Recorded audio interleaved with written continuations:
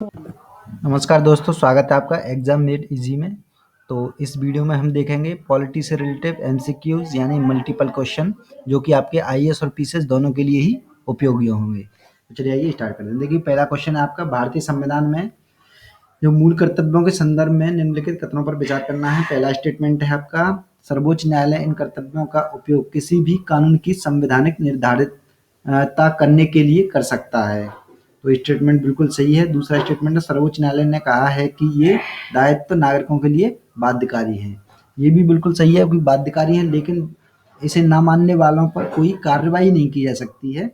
और कुछ इसमें विवाद भी हैं, लेकिन ये स्टेटमेंट इस समय दोनों ही सही है। तो ये देखिए, ये दोनों ही स्टेटमेंट सही है। सी आंसर है इसका।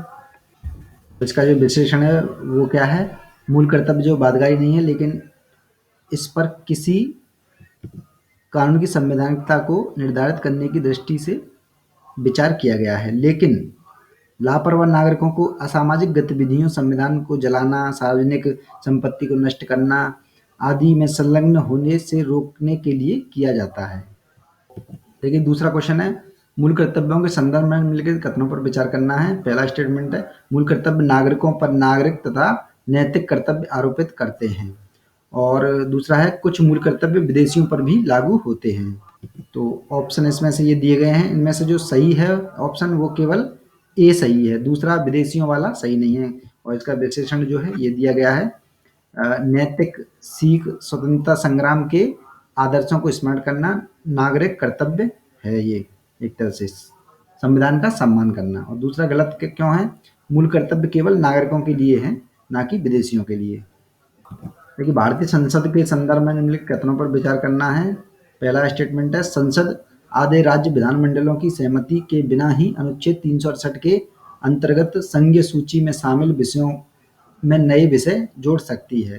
दूसरा स्टेटमेंट है आपका, संसद अनुच्छेद 368 के अंतर्गत राज्य सूची में सम्मिलित विषयों को राज्य विधानमंडलों में से आधे के समर्थ के आधार पर समाप्त कर सकती है। तो इसमें से जो आंसर है वो क्या है, आपको जो आंसर है वो है आपका केवल 2, यानी दूसरा स्टेटमेंट सही है और ये पहला वाला स्टेटमेंट बिल्कुल गलत है। तो इन्हें आप ध्यान से सुनते रहिएगा। देखिए, पहला गलत क्यों है, क्योंकि अनुच्छेद 360 के अंतर्गत सदन के विशेष बहुमत के द्वारा ही संघीय प्रावधान में संशोधन किया जा सकता है।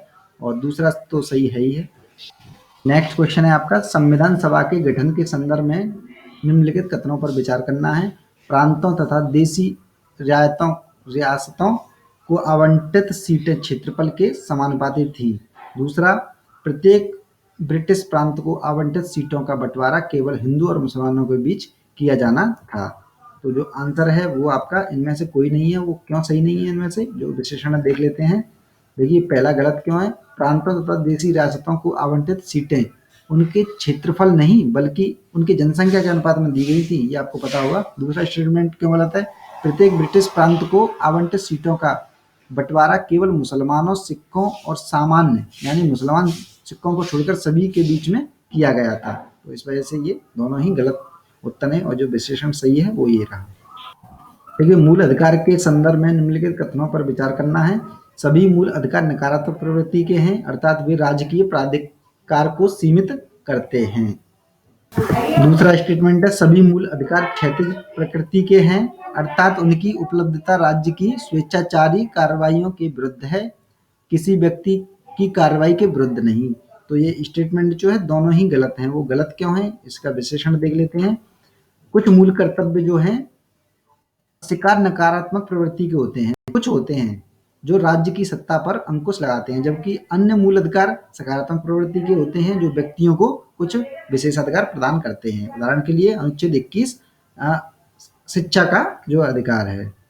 और अधिकतर मूल अधिकार जो है राज्य के स्वेच्छाचारी कार्रवाइयों के विरुद्ध उपलब्ध हैं, जिनमें कुछ अपवाद भी हैं, जैसे अस्पृश्यता का अंत। तो ये इस वजह से दोनों ही गलत हो जाते थे। नेक्स्ट देख लेते हैं, बांग्लादेश के साथ भूमि सीमा समझौता का प्रावधान करने वाले 100वें संविधान संशोधन अधिनियम 2015 के संदर्भ में निम्नलिखित कथनों पर आपको क्या करना, विचार करना है। और पहला स्टेटमेंट है इसमें, इस अधिनियम के कारण मेघालय, असम, पश्चिम बंगाल, त्रिपुरा आदि राज्यों में सीमा विवाद के समाधान को सहायता मिली। तो ये राज्य आपको देखने हैं, क्या ये जुड़े हुए राज्य हैं असम और ये सब, तो यहीं से आंसर निकलेगा इसका। इस अधिनियम ने संविधान के प्रथम अनुसूची में संशोधन किया। तो इसमें से जो आंसर है वो दोनों ही बिल्कुल सही हैं। क्यों? क्योंकि ये राज्य जो हैं जुड़े हुए हैं किससे? बांग्लादेश से। तो इस वजह से सीमा विवाद में सहायता मिली है और अनुसूची 1 में तो संशोधन करना ही पड़ा है हमें, क्योंकि हमें किसी का भाग लेने या देने के लिए अनुसूची 1 में संशोधन करना जरूरी होता है। विश्लेषण ये दिया गया है वैसे, जो मैंने बता दिया है। 7वां देख लेते हैं डायरेक्टली। निम्नलिखित में से कौन राज्य बनने से पूर्व केंद्र शासित प्रदेश थे? गोवा, मणिपुर, सिक्किम, त्रिपुरा।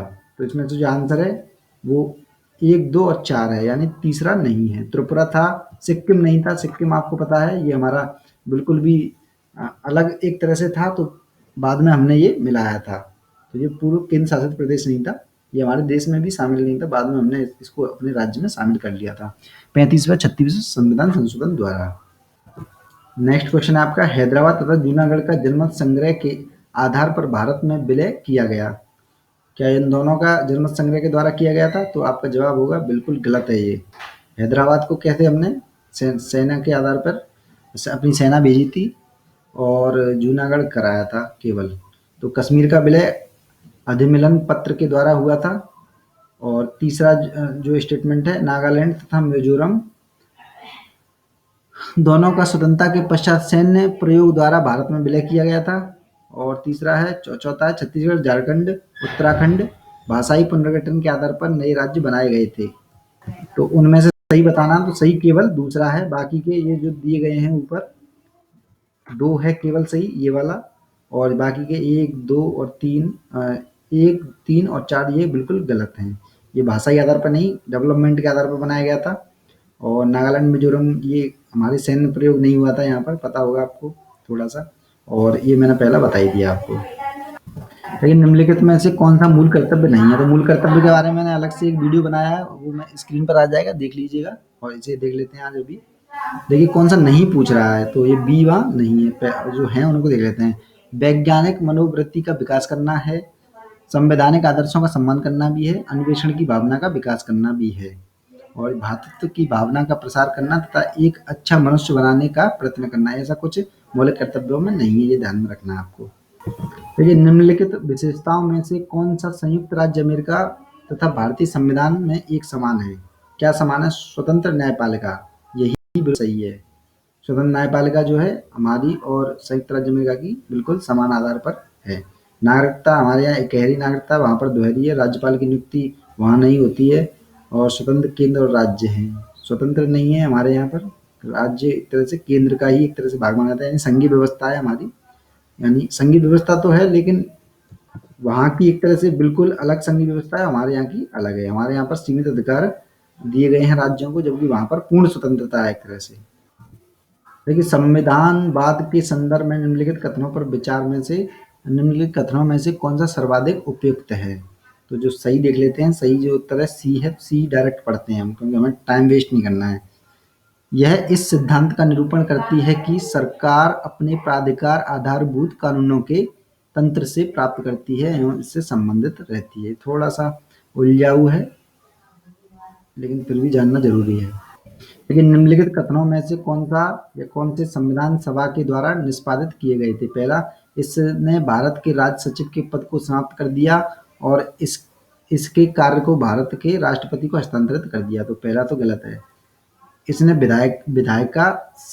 विधानसभा के रूप में कुछ कानून पारित किए। तो दूसरा जो है सही है आंसर। कुछ जो है कानून पारित किए थे बिल्कुल संविधान सभा ने पहले ही। भारत के संसदीय प्रणाली के आरंभ का पता निम्नलिखित में से किस अधिनियम से लगाया जाता है? संसदीय प्रणाली आपको पता है किससे लगाया जाता है?